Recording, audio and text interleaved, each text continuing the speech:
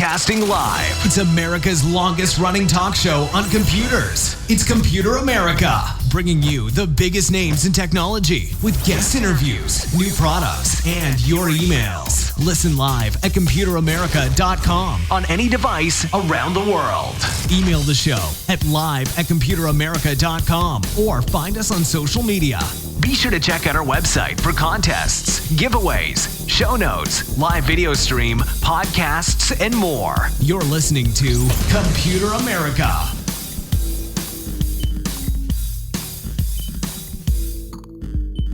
Hello and welcome into the Computer America Show. We are the nation's longest running nationally syndicated radio talk show on computers and technology. Everyone, thank you for joining us. I'm your host, Ben Crossman, and I hope that you're having a fantastic day because we have a great show planned for you with none other than Scott Schober, who is the president, CEO, author of Hacked Again, and an author of a brand new book that I'm sure we will touch on today. And of course, he's our resident cybersecurity expert. And hey, everyone, welcome into the program. So before we get started, first things first, computeramerica.com. That will have everything, including the show notes. That will have anything and everything that you need to know, links to our guest website, links to, anything that we talk about. And hey, it's very, very easy, computeramerica.com. Hasn't changed in 28 years. Crazy to think about, right? Although I do think, thinking back, the first Computer America website, because we obviously were strictly terrestrial radio at that point, I think the first one launched in 96. So I should say it hasn't changed in 23 years. But everyone, hey, welcome into the program. So all that being said, check out the video, check out the podcast, reviews, articles, things like that. Thank you. And yeah, I think we're just going to go ahead and get started with today's show. And as I said before, Scott Schober, a longtime Computer America correspondent. We definitely appreciate his expertise. And let's go ahead and bring him on because he's waiting so patiently in the wings. Scott, welcome on to Computer America again. How you doing? I'm doing great. Great to be back with you here, Ben. And definitely great to have you. Since last time, I believe, and you can correct me if I'm wrong, your new book was released officially. Will be released officially October 1st. So hopefully, some people like time shift this. Hopefully, by the time some people listen to this, it will actually be out and ready to go. Yeah, absolutely. I'm very excited. It was certainly a long undertaking, and I had my partner and cohort, my actual brother Craig Schober, joined me in helping with some of the writing and the editing especially, and did a fabulous job, and so I'm kind of proud to be able to do it with him and get this book out a lot faster than my first book. So it's a process, and happy to share with anyone if they ever have questions, or even if you want to talk about a little bit some of the processes, because it is fascinating what it takes to get a book out these days. Absolutely, yeah, and we'll be sure to do that. And actually, I believe by the time you're on next, we should have the reviews up on Computer America. So, we'll definitely be able to talk more in depth about not just the editing and the formatting, but of course the subject matter of the book as well. So, looking forward to that. So, Scott, before we get started, why don't we go ahead and give everyone a quick background of yourself, Berkeley Varitronics Systems. What is it that they do, and how did you find yourself getting involved in tech? Absolutely. So our company, Berkeley Varitronics Systems, is a privately held company. We're in business 47 years. I'm actually second generation, so my father, Gary Schober, founded the company. We've always been approached by different companies with technical challenges, mostly tied closely to radio frequency and wireless, where we would develop different receivers, transmitters, and complete solutions. And that's been kind of the substance of our business for many years, especially since about the mid-'80s.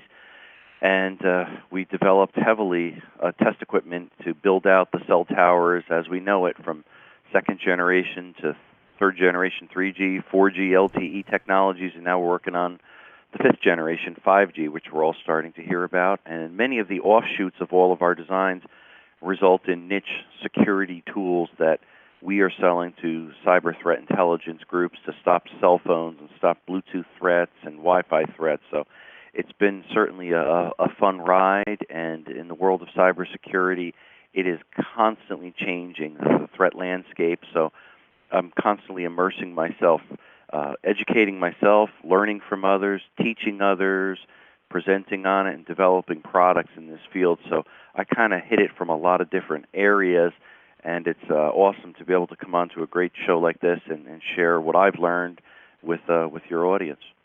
Absolutely, and we definitely appreciate that. But I have two things before we launch into our segment, which over time has eventually evolved into just kind of current events and some of the bigger hacks and how they happen, what happens with them, what people need to know about. But before that, I have two topics I wanted to bring up. And the first one, I know that you were listening diligently to Monday's show, but for anyone out there who was not listening, we had a guest on the program, and I believe it was Edgewater Wireless, I believe, and let's see, so it was Edgewater Wireless. Not sure if you've heard of the company, but they're working on a new technology, well, actually a new standard, I should say, for Wi-Fi, 5G, and essentially they call their proprietary technology is called spectrum splitting, and their job is to essentially have multiple lanes within within the Wi-Fi spectrum that can, of course, send and receive information and hopefully increase the throughput by 2-3 times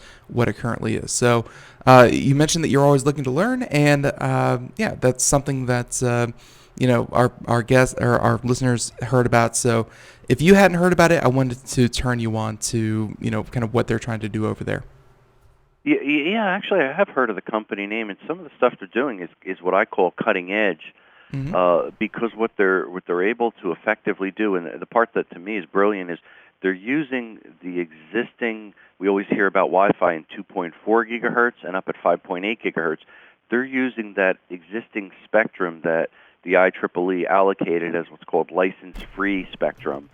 And what they're doing is they're slicing it up in small parts and using it more efficiently. So, and I think they use the term concurrently on the same channel. They're transmitting and receiving. So it's really optimizing the spectrum so your data rate and your throughput increases greatly, which is kind of parallels what's happening in the world of where we're going from 4G LTE, which has actually improved greatly just in the past 2 years as far as spectral efficiency, data throughput, and so on and so forth. And then when you switch to 5G, the fifth generation technology, it's they're touting up to 100 times faster, and you're going to have much better security, hopefully, in the long run once it's all deployed and implemented. And the same thing here. What we're seeing is so many people now are joining the bandwagon. Everybody's got a cell phone or multiple cell phones. We're clogging up the spectrum with so many transmissions. Where do we offshoot all that? Nothing's better than Wi-Fi right at this point, which is great. And that's what we want to do. We want to look toward the future and see how it could balance it out so we could still download our videos and games and apps and do all these things with more spectral efficiency. And these guys are going to be, I think, a shoe-in for that type of thing, and a lot more people will start to develop and use this platform because it makes a lot more sense. Yeah, that's it's you could have been on the show with us because that was a perfect summary of essentially what they were doing as well, and how a lot of the show was highlighting how it's not 5G versus Wi-Fi. It's not cell data versus Wi-Fi, but rather they're complementary. Where when you're out in the world, when you're out in the open, cell data is going to be super important, and then when you're indoors, somewhere where you can have a more controlled environment, Wi-Fi is just going to seamlessly switch over, and hey, that's going to be the goal. So it's interesting stuff, that's for sure. And you do have to, I should say, you will have to upgrade your wireless router, your access points to effectively use this. It's not just a firmware update per your iPhone, your Android device, or anything like that. It's really your hardware that you need to update, but you will appreciate greater spectral efficiency. So anybody that is in the process of going to maybe faster broadband speeds through their cable or fiber at home or their business and wants to look at something like this, I think it makes a lot of sense. Absolutely. So I just wanted to see if if you had heard about that, and clearly not only have you heard about it, you've versed yourself in it. The other part, and this is again just a tangent before we get into our regular segment, and I want I realize now I don't think that I've ever asked you this question, even though it's one that pops up in the news so often. Not so much lately, but a couple of weeks ago, a couple of months ago, it was all the talk, and it was really about Chinese companies, and in particular Huawei, providing 5G antennas to to not just one place, not just one county, but really the world. Like, they were able to produce these things so cost effectively, I assume, because price is king when it comes to the to the business world. They were the number one provider of 5G cell antennas to Europe, to everywhere in China, to the U.S., Canada. Although the U.S. kind of put a stop to it because they were concerned about problems with security, cybersecurity, hacking, surveillance, that kind of thing. My question to you was, obviously because you work with these antennas, should we really be concerned that much about surveillance by a foreign nation when they sell us their 5G antenna? And I'm kind of speaking about the new infrastructure that most countries are building. Should we really be concerned about that type of surveillance when we have so many things, and your company makes a lot of things that actually monitor traffic and web traffic and monitor where we're sending and receiving data from? Should we really be concerned, not so much that it works, but also, is it vulnerable to hacking? Because I feel like anything sold in the U.S., I think it's kind of mandated that they turn over the source code, just like they did with Kaspersky Labs and things like that. I mean, we can look at this stuff and make sure it's safe before we just blindly put it into our infrastructure, right? Yeah, to me, and I talk about this often, there was actually two different events this year. I talked extensively about this migration to the 5G networks and the back end, the infrastructure, and why we should be concerned from a national security standpoint. And to your point, it's probably, just to clarify, it's not as much the antenna per se, but really the hardware-based switching, the way that it was worked for the 4G and 3G and predecessors. Mm-hmm. It was very centralized based upon a nation, let's say. In other words, if you looked at the 3G infrastructure, we're predominantly CDMA within the United States. Outside of that, most countries would use GSM or other types of unique technology, wireless technology. Now, as you jump into the 4G, it starts to spread more globally. 5G is really more of a global standard. The big difference, though, it's a software-defined network where everything being digital could be pushed out through, in a sense, the Internet. So therefore, anybody that has control over this infrastructure controls the world.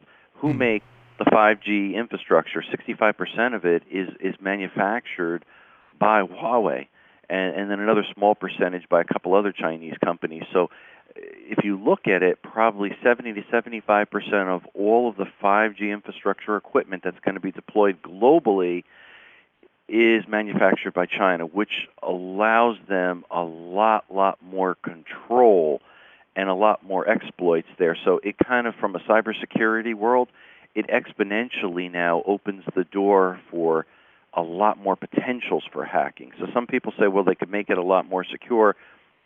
Yeah, if it was done spread out evenly as far as who manufactures the gear, but it's not. The U.S. does not have a dominant share. So there's some huge concerns there, and that's why, and I have to kind of applaud the U.S. government, not to take political sides or anything, but the fact that they banned Huawei gear and a couple other countries joined forces makes sense. The problem is a lot of the allies to the United States are accepting it, which means that if China was to connect in, their pipe, their digital software pipe would just be from another country, which gives them basically surveillance now of most of the U.S. transmissions. That is a huge national security threat from any country, but especially the United States is probably very concerned about that going forward. Yeah, there's certainly a lot of policy, that we pick on here on the show, and I mean, one of them is that I really feel like some of those who legislate really don't have a firm grasp of the technology, which in a lot of ways I don't expect them to. They have to. I don't expect every senator or every congressman to have the ability to understand every single issue that they legislate on, because hey, that's why they have advisors and experts in the field. But so often I hear that the U.S. wants to centralize the internet and things like that. Like I've you use the word a couple times there where it's kind of centralized. The manufacturing is centralized in China. Huawei owns a majority share of it. I mean, decentralization seems like a better route for a lot of policy when it comes to the internet than centralization. Like, as much as I don't trust Huawei, I don't trust China, I mean, I think our own U.S. government has, we should have some qualms about them, controlling vast swaths of the internet as well.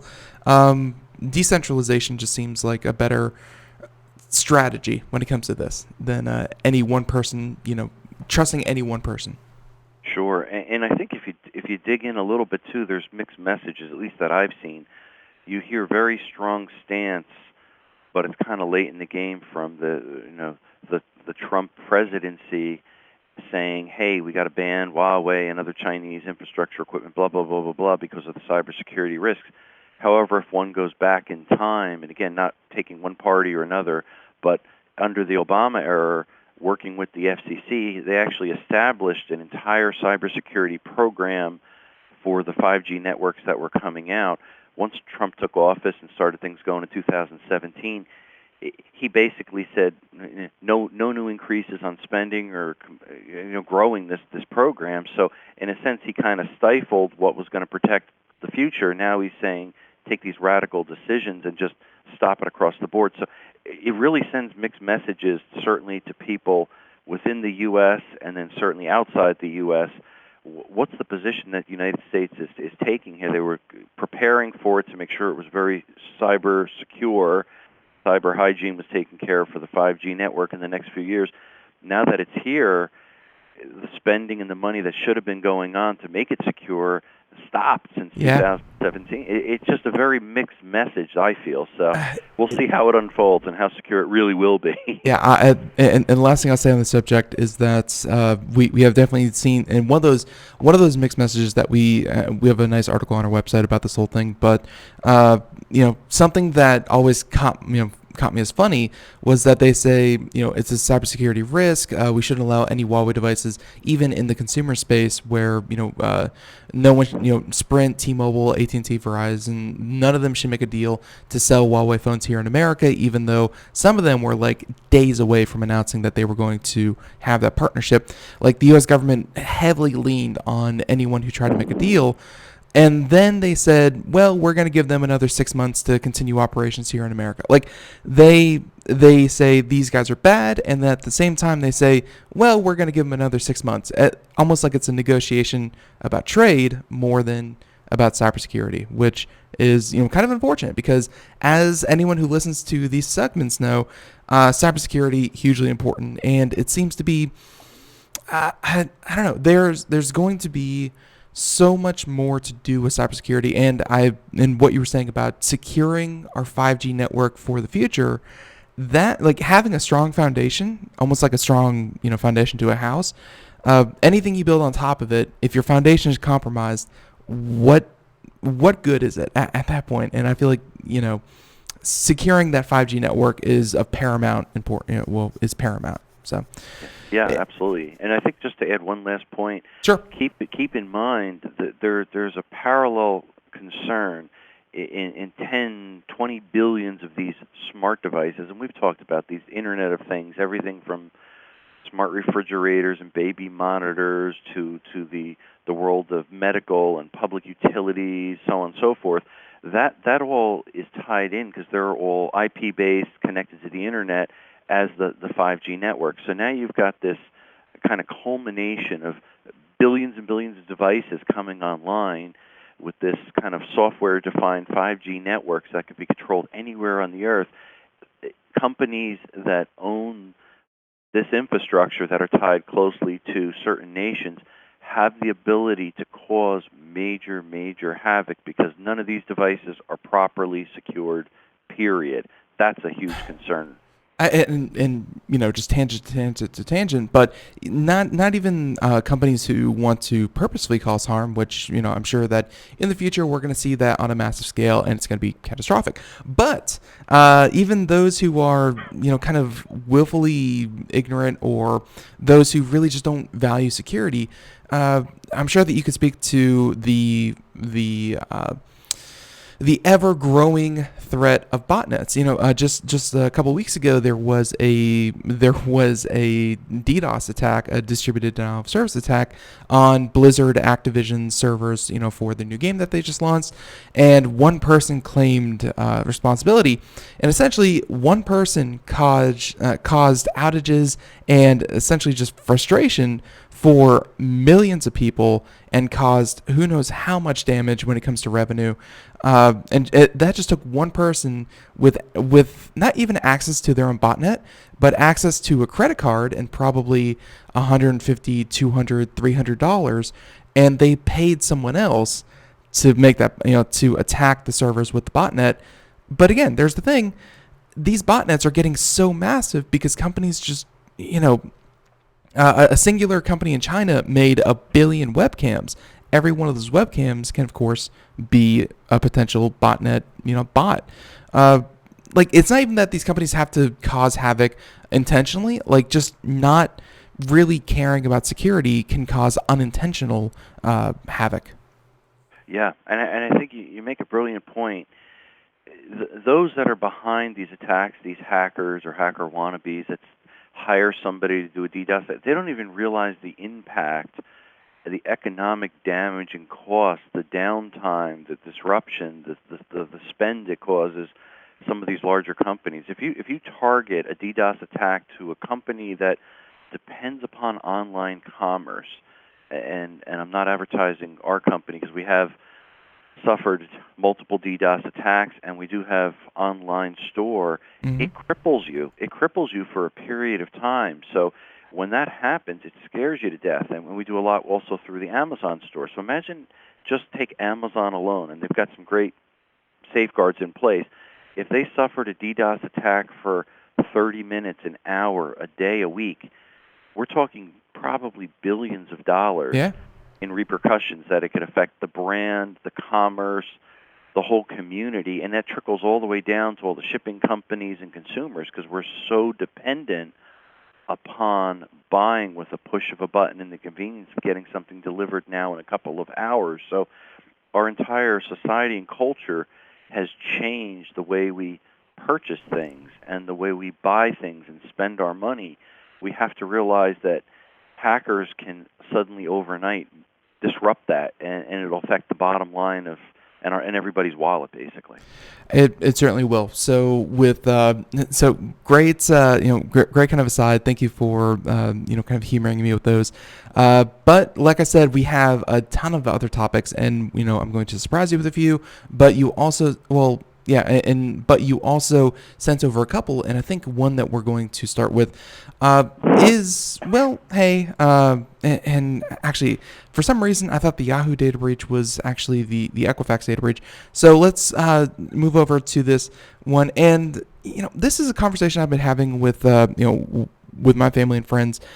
The internet has been causing really bad things to happen to society, and I don't mean disconnecting, disassociation, socialization, that kind of thing. No, I mean there's the sense of virtue and I'm doing a really good thing, and the internet has turned it into a money-making scheme for itself. The amount of shares, the amount of likes, the amount of petition signs, things like that, it has never been easier to feel like you're accomplishing something on the internet and at the same time doing absolutely nothing. And I really do think that's where online petitions are kind of heading, because I really haven't seen the impact of a good online petition, even if it reaches 1 million, 1.5 million, hundreds of thousands. Just so often I just see it's like, oh, check that out, 200,000 people or something like that clicked a button, filled out their name, and called it a day. No one took to the streets, no one sent a letter, no one picked up a phone, no one actually made something that I feel like even a phone call is worth thousands of signatures on a petition just because it takes up part of your day. And we're gonna get to this article, and I'm not discounting that 200,000 people are upset with with Equifax. My point is just that if those 200,000 people picked up a phone, wrote a letter, did something that actually took someone's time, as opposed to just saying a number, I feel like we would have a lot more influence as, I guess kind of consumers or people who sign petitions, than people who just sign petitions. So anyways, this story, that's my little rant. You're free to comment that on, Scott, or if you'd rather not. But what's this article about this petition against Equifax data breach settlement? Well, actually, to your point, I think actually has got a lot of merit, because what's happened in the world of petitioning and going up against the big guy, people now have a voice, or they feel they have a voice. However, it's a voice that is heard through convenience, and it's easy to click on something to join a list with a click of a mouse or something like that online through social media, as you point out. But when somebody stands up with a sign, more old traditional protesting, and their voice is heard, or they go down to Washington and make a stink, I think there's more of a visual impact, and they've got, as you mentioned, the time invested. There's an emotional investment. Mm-hmm. The media comes out and hears it. It's a little bit muddied when people do these more online type of protesting, because it's just so convenient, so easy. And unfortunately, some of these things, I'm not saying this is the case with Equifax, but oftentimes it can be manipulated. It's very easy to get thousands or 100,000s or millions of votes or likes or names, whether it's legitimate or not. So I think the consumers do need to be leery and be careful before they join the bandwagon. Maybe this is the future. Maybe it's not. I'm not sure. But with this particular article here about Equifax, I think it's been pounded into all of our head about what happened with Equifax, the fact that they messed up big time across the board multiple times. They dropped the ball. They leaked all of our information without our permission. They had it, in a sense, unless we opted into it and paid them for any services or needed to do specific things with Equifax. For most of us, myself included, we're victims that we didn't opt into them protecting our information, and that infuriates us. Now, as it goes on, really, if you dig into the article and see what potentially will happen with this, I guess, settlement and kind of a class action lawsuit in a sense, at the end of the day, they're going to take a hit for, say, $700 million. But really what's happening is all those that are part of this lawsuit, they accept a payment or settlement. It's really absolving Equifax's liability forever going forward. Yeah. And that's really what they want. It allows them to move on. And I talked about this recently with Facebook, talking about antitrust and how the government wants to come in and break them up. And Facebook says, no, just send us a couple $1 billion in fines. We'll happily pay it, and we'll make that up in a week or two in our stock going up or down. Once we won't be broken up. And the same is true with Equifax. I mean, they're so closely tied to the government. They've got their back, basically. They're not going to let them fold and go under. It's too big. That's part of the problem, and it's not regulated enough, or you could look at it and say it's over-regulated. But bottom line, they messed up across the board, and this is a little tiny slap on the wrist, in my opinion, to something that they did that was really egregious. In fact, I dedicated an entire chapter, I think it's chapter 16 in my book, Cybersecurity is Everybody's Business, just talking about Equifax's blunders from start to finish with this giant data leak. Yeah, and it's this idea that they can cause so much harm, and really, there is a lot of harm that has happened and will happen in the future. That I really do hate that mentality that something is too big to let it go, something is too big to let it kind of go under. And I feel like if something is so integral to our society, why did we allow it to get so big that we can't let it go? Because then we're kind of beholden to that company. And I think you're right. This settlement is not about getting the consumer back to where they were before they messed up. And actually, there's music playing in the background. But this settlement is about, like you said, getting Equifax to continue to operate and move forward. So everyone, we'll be right back. More Computer America, more Scott Schober, more cybersecurity news. Everyone, stay tuned. More Computer America right after this. We'll be right back.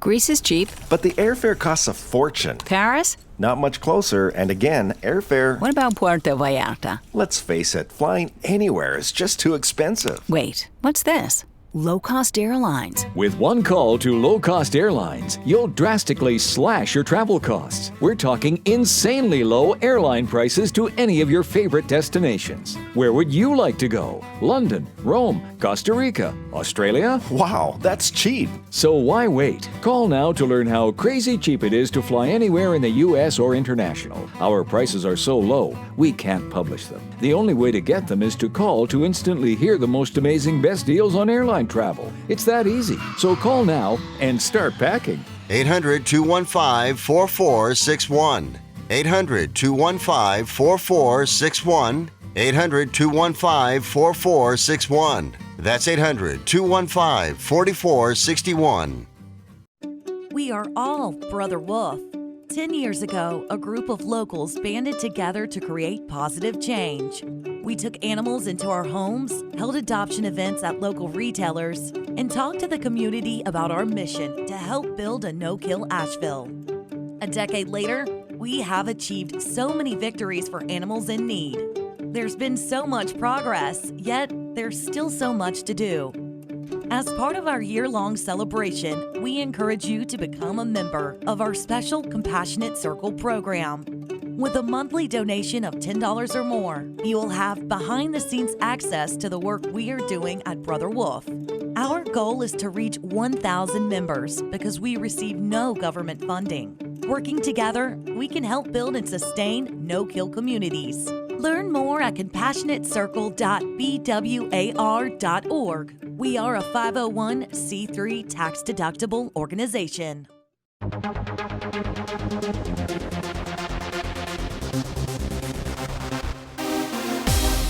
And welcome back to the Computer America Show. It is 32 minutes past the hour, and ladies and gentlemen, if you missed any part of our conversation so far, which has been great in my personal opinion, feel free to check out wherever podcasts are heard, and you should be able to listen to Computer America after the program, after you hear it live on IRN. It's just the show time shifted, and hey, you should definitely check that out. But in the meantime, everyone, let's go ahead and continue on. We've been talking to Scott Schober, and he's our resident cybersecurity expert. And just before the break, before I was so rudely interrupted by time, we were talking about Equifax and this petition against Equifax, and really how 200,000 people have signed on to the idea that, when you cause harm to 100, or let's not even go that far. Let's just say when you inconvenience 150 million people, which is like 1 out of every 3 people in the United States at this point. When you inconvenience that many people, the settlement that they reached was not about getting them back to where they were before, but rather about Equifax moving beyond this. And like you said, this settlement was brokered by, I'm sure, the feds, in the federal justice, whatever. They made this deal. Like, the consumers were never really involved in any kind of class action lawsuit. Rather, this was handled almost entirely by the FTC, and they said, for $500 million, we'll let this slide. And everyone gets $125, but in actuality, if you do the math, and it's not very hard, 125 into 500 million, that doesn't reach anywhere near 150 million affected consumers. Scott, I mean, all of this together, let's say Equifax is allowed to continue. And by let's say, I mean they're going to continue because that's essentially the free pass that the feds just kind of gave them. As consumers, there really isn't much that we can do because, Equifax for the longest time, like that's kind of the eye opener of this. One part was how much information they lost, but the other part was Equifax, a company that no one ever signs an agreement with. I'd never written to Equifax and saying, could you put me in your database? I'd like to be a part of your system. No, Equifax collects all this stuff almost anonymously, third-party wise, and they will continue to do just that. As consumers, we, even if we don't trust them, we can't do much about it, can we?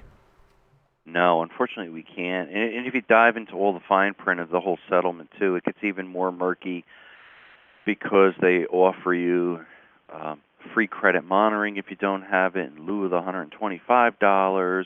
But if you already have it, you can still collect that, but you got to show proof of it, and you have to have it in place for more than a year. There's a lot of the usual T's and C's that kind of make your eyes roll. And I think what's going to end up happening with this, like any other large settlement, the average consumer is going to say, I don't have the time or wherewithal to deal with any more of this garbage.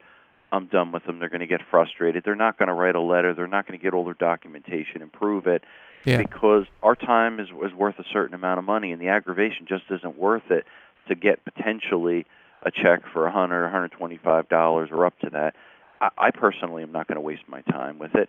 And the part I think that, again, always aggravates me is they try to turn it into protect the corporate executives, turn it into a money-making opportunity saying that, hey, let's offer free, monitoring and let's sell you a service now. That was definitely salt on the wounds, for sure. Yeah, and I think when they did that, in fact, when that did happen a while back, my antennas got up, and I was very vocal about it. I wrote about it. I talked about it on great shows like this. It annoyed me, and I wrote about it in the book. I started searching for other alternatives. That's usually what I tend to do is Equifax suddenly became the bad guy in my book because they're trying to exploit people where information was compromised. I came across a great company. I talked about them another time, and actually I kind of am partnering and working with them now. Full disclosure, Cyberlitica.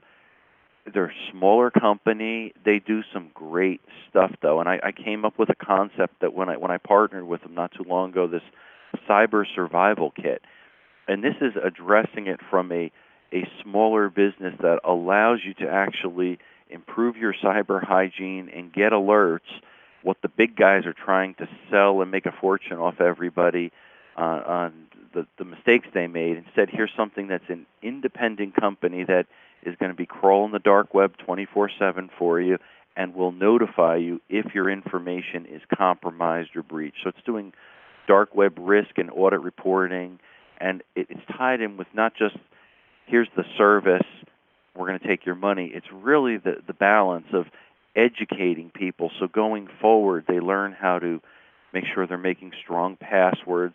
They're getting cybersecurity tips throughout, video, the whole gamut. And yes, it is a service like any others to kind of cover it, but it's the education part, I think, that I am valuing more than just the alert after the fact that most of the experience and the Equifaxes and everybody is out there trying to push, and LifeLock has got something too. And again, there's goods in all of them. There's positive aspects of it, because if you're breached or compromised, identity theft, or your email is compromised, your information's down in the dark web, you want to know so you can immediately change your password, so you can make sure your credit is frozen, that nothing has happened. So these are all very proactive stances. So I encourage people, whatever it is, whether you're looking at Cyberlitica or LifeLock or Experience or hopefully not Equifax, you take some proactive stand to do something. And most of the things, for what it's worth, you can do a lot of these things free on your own if you have a lot of patience. The average consumer does not have a lot of patience. So when you work with a third party, not only are you going to get the education and the alerts, but somebody's going to kind of handhold you through the process. That's probably the difference between success and failure. It's like if I told you, I dove into passwords and I told you what's really a long password and strong password that won't be hacked versus a weak one, and I paint the picture, suddenly you go, oh, going forward, I'm always going to create a really strong password that won't be hacked. That's the difference, and that's what people need to do. Cybersecurity is in your control. That's why I keep saying cybersecurity is everybody's business. It is, because we control that. Whether we sign up for a service or we just secure our footprint, We need to take that step. That's the key. No, I completely agree with all that, and of course we'll throw a link to Cyberlitica, in the show notes for anyone who wants to check that out. But I did want to say that so few times do I get the idea that our message is getting out there, because whenever we hear about a new breach or something like that, a lot of times it's they kept the information in plain text in an unsecured server, and it's like, does no one listen to the show anymore? But I will say that my own mother gave me a little ray of hope, because she was watching the Science Channel last night, and she was never really into strong passwords or things like that, but she noticed on the screen on national television, they were at a research facility, whatever show she was watching, they were at a research facility, and right there at the top of the screen, because they were showing, results of some experiment on a browser, right there at the top of the screen, though, they showed the University of blank, I'm not going to say which university, but they showed the login credentials in plain text. And for those of you who are wondering if it was a long, complicated, secure password and username, no, the username was all capitals supervisor, and the password was all lowercase supervisor. That was the login credentials for that university. And man, I was disappointed that a university would be that lackadaisical, but I was happy that someone who listens to the show could at least look at a TV and go, are they being, what is that? That's not safe. Yeah. And I think the important point that you hit on is when we all talk about it, and when your viewers, listeners hear about this, they pause for a moment and they take action. And that's what the message I'm trying to do when I'm writing my books, when I'm speaking, when I'm on shows like this, when I'm working with a Cyberlitica and creating these cyber survival kits. And I forgot to mention, I'm supposed to say, if anybody does want to go on there, use a promo code hacked again, and then they get a special little surprise there too if they sign up with it. But it's important to really educate people and spread the word. It's just like anything else in life. We talked about distracted driving, don't text and drive in the past. When we educate and it becomes an awareness, I get in the car, my kids say, "Dad, make sure your phone's down. Don't even keep it near you. We might be tempted to look at it." And I'm like, thank you. So it's educating one another, and that spans through generations. And I think the same thing true. And we beat over and over again about passwords and multi-factor authentication and all these different things. It's starting to take effect, because the younger generation is actually keying in on this and realizing the importance. And that's where I say, you know what? We are making a difference. So we got to say kudos and good work to everybody that is sharing this information, because it's helping secure and fighting back against the hackers. No, and of course, education is key. Let's go ahead and wrap up this whole Equifax article real quick. And again, it's really just a petition saying what we were all thinking, and really the concerns that you've raised on the show before, which is that there are so many people affected. There are so many people. The settlement that was brokered is monetarily insignificant to a company of this size, and the amount of hoops that people have to jump through are so vast that you said yourself, you're probably not going to deal with this. You are probably not alone, and you are probably in the majority. And personally, I was not affected, thankfully, but I do know people who were affected, and I'm going to make one of them. I'm going to put the screws to one of them to follow this thing all the way through, just for the show and just for kind of what happened. But yeah, I'm going to make them completely follow through and see at the end of the day how much money they get. Because if this article is anything to go by and anything that we've talked about, I'm betting that 125 is going to very quickly turn into probably $0 or $10. Yeah, I think your point. So so there's Equifax, and again, we are going to ride that one until the whole thing is settled, and probably not to anyone's satisfaction. But let's go ahead and continue on to another data breach, and I think these next two articles are kind of tied together, so we'll tackle them together. But overall, Yahoo, I know that we don't talk about Yahoo that much anymore because, well, the assets were sold off to Verizon, I think. And I'm sure that it's in the articles here somewhere. But I think Yahoo was sold to Verizon, and all of its assets were kind of, lumped over and taken over by another company. But it's easy to forget that Yahoo was the victim of the largest hacking ever. They lost, I think it was 3 billion emails or 3 billion email credentials at a certain point. It was a lot of data that they lost. So what are these two articles? Which one did you want to tackle first? And again, we just don't hear about Yahoo and any kind of settlement because we assume that, they were sold off. They're no longer a company, really. Yeah, absolutely. And this one kind of parallels, and you're right, the two articles kind of merge as one in my mind, but it kind of parallels a lot of the Equifax. A lot of these companies, big breaches, big mistakes, shareholders make a bundle, executives make a bundle, and then suddenly they bail and sell and kind of cover up, and then now we see the unfolding after the damage of 2012 to 2016 was when the time happens.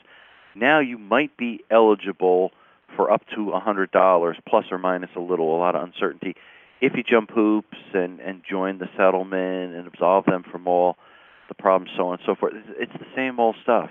It ties in again with the identity protection services, which they make a deal because they buy millions and millions. They'll go to larger companies and pay them a LifeLock or whoever it is that they're going to provide this credit monitoring services. But again, it's a slap in the wrist. Yeah, they have to pay a settlement, but it's peanuts in comparison to the bigger damage they did. In other words, 3 billion plus people's information that was compromised that's still being sold and mined and put together to perform identity theft and to compromise information from all of us. The damage goes on for years to come. They wipe their hands. Verizon really is kind of an asset buy. They buy the good part of the company. They factor in the price of X number of billions of dollars in the lawsuits, and they don't really inherit that per se. And it's a new name, new brand. Life moves on. We're stuck with the baggage, unfortunately. So it's really my rant and frustration that parallels Equifax so much. These settlements are really making the lawyers rich, allowing the companies that didn't protect our information a way to kind of escape it and move on to more profitable days. Right, and of course, we're going to talk about how people could be eligible, but probably not for $25,000.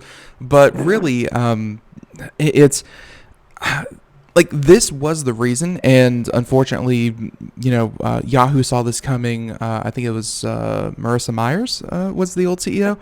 And anyways, they saw this coming back in 2013, 2014, 2015. And actually I'm reading the article here. Yahoo is currently owned by Verizon, who they purchased in 2017. I remember talking about that because Yahoo went from this company with assets that were in the tens of billions of dollars. And then as reports of these hacks and breaches and things like that, it was almost comical. You couldn't have written a better movie script where it's every 6 months, just before they were about to broker a deal, to sell the company for $18 billion, $30 billion. Another breach came out and said that, oh, by the way, an additional 700 million people were compromised, or I should say 700 million accounts were compromised, and then the asking price dropped by half and went down to $6 billion.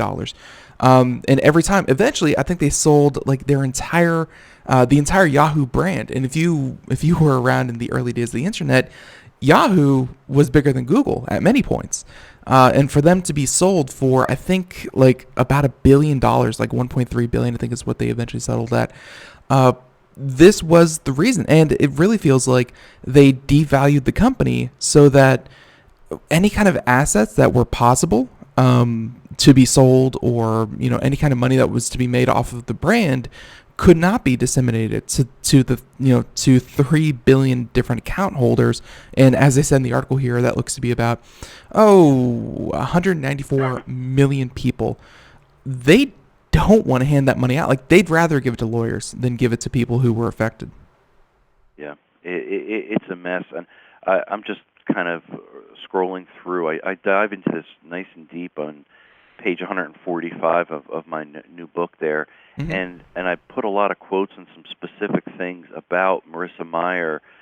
She doubled the value of the company from when she started back as CEO in 2012, and then she stepped down in, ironically, 2017, and she had to testify before the Senate Commerce Committee about the whole breach and everything else. And I dive into how much is damaged and what the mistakes they made and some of my research. It's pretty fascinating that they should be culpable. I mean, they have the unique brand that now has been the largest hack ever. When you talk about $3 billion, it doesn't seem like much, but we can't even fathom that.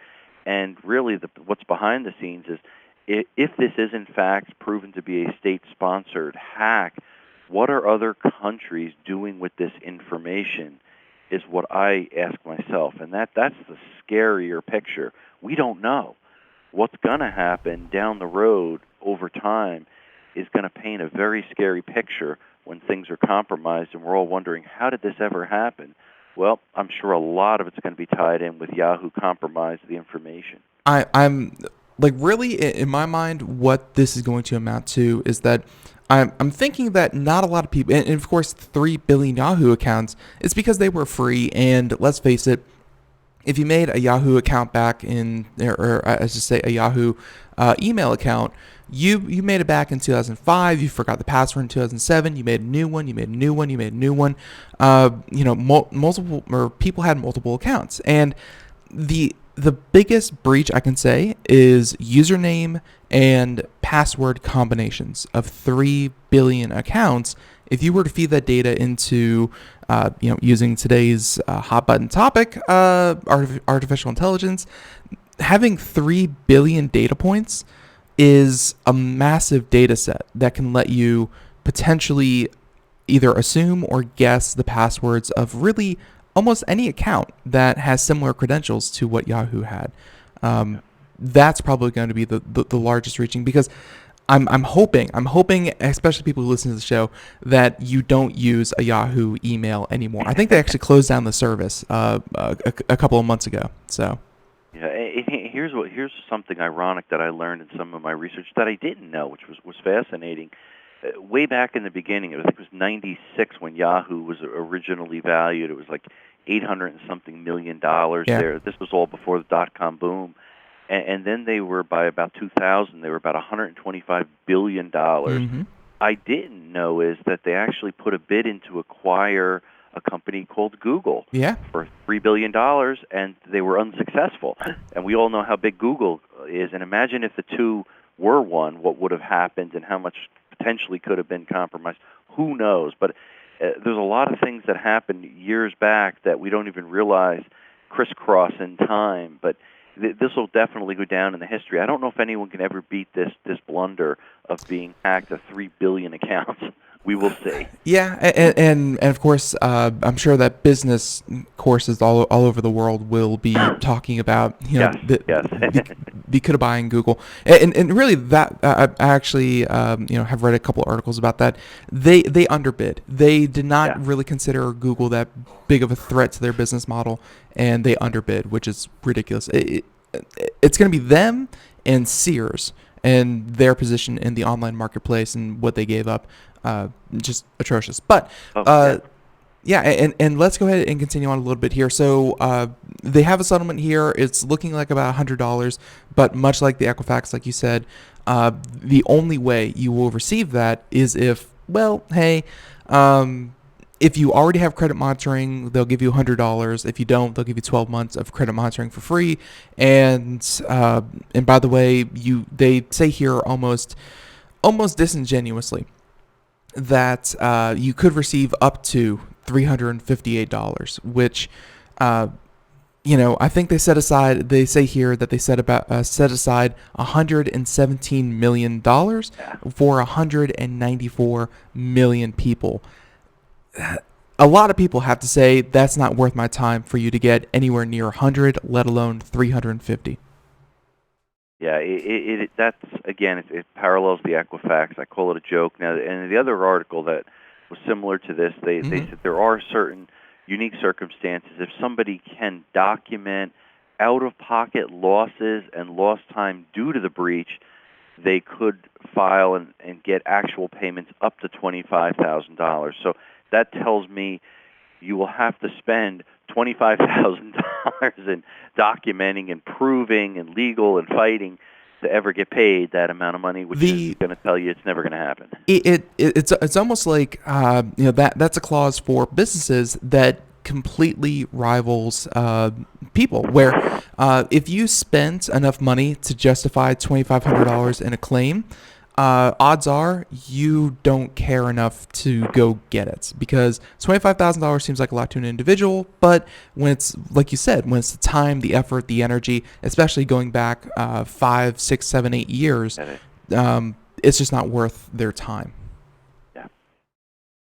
So, and overall, like Yahoo, I wish that was the last time I was going to hear about that, but, this joke of a settlement seems like a very fitting way to continue on the this whole thing. So, anyways, there's that. We have time for just one more article, and actually, I'm debating whether I want to bring up some of these other ones about iOS, or the Justice Department wants to set rules for genealogy sites to solve crimes. But I actually want to talk about a story that we did yesterday on the show that you might be interested in hearing about. I don't recall the website, and actually I don't really care to, because the website was a front, and we're just going to go ahead and just talk about this for the last couple minutes, Scott, but it was a website for hiring veterans. That's something that America has been thankfully very aware of, over the past couple of years, about employing veterans, giving them some kind of dignity, and allowing them to continue to support themselves, after leaving military service. There was a website that was the only thing on it was 3 links, a picture of someone in the military, and saying, hey, we'll get you employed. The interesting part, or I should say the devious part, is that when you click on any of these 3 links, it would download an exe on your computer, bird.exe. And Scott, I'm sure I don't have to tell you that when you're trying to find a job online, you probably don't need an application or an executable on your desktop to browse jobs online. What I did find interesting, and I want you to kind of speak to, how sophisticated some of these malware can get, it would check to see if it could connect to Google. After it was downloaded, it downloaded 2 pieces of software. If it could connect to Google, that means it was not in a sandbox, which means that it would then perform some of the other tasks, such as downloading spyware from servers and sending data and downloading other things. Essentially, they downloaded a backdoor after, they downloaded this executable. But if it could not connect to Google, then it would detect, hey, we're in a sandbox, we need to delete ourselves. And it would completely remove itself from your system before you even knew what happened. And then same thing, even with the backdoor, if they detected that the screen resolution size was anything similar to a virtual machine, it would actually do the same thing, send a command, delete itself, remove itself from your computer, and leave no trace behind. I thought that was pretty interesting for malware. Yeah, and I think this one is actually well thought out. You don't want to ever give credit to it, but they took several additional steps beyond what the traditional malware route goes, because most hackers are lazy and they're not that smart. So these are guys that spend some serious time, and I think they called it there, the group was what, Tortoiseshell was behind it or something like that. It stood out in my mind, if I remember right. So it's probably a group of hackers working closely together saying, let's take this to the next level. And obviously it probably didn't originate in the U.S. because they're attacking really U.S. military veterans here with this malware. So I think what we have to do is, going forward, keep on the lookout for these type of things, because it's going to get a lot more sophisticated, a lot harder to detect. So innocent users have to be careful before they click and ever download anything, because we'll all be fooled. Absolutely. So, Scott, there's actually music playing in the background softly.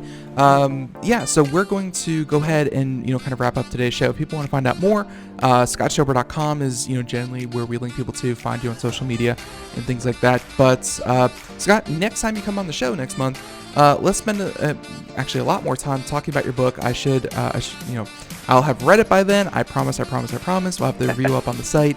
And hey, let's talk about cybersecurity as everyone's business next time you're on the show. Absolutely. It's launching officially October 1st on Amazon, and you can get it on Audible, ebook, softcover, hardcover, however you like to read or digest books.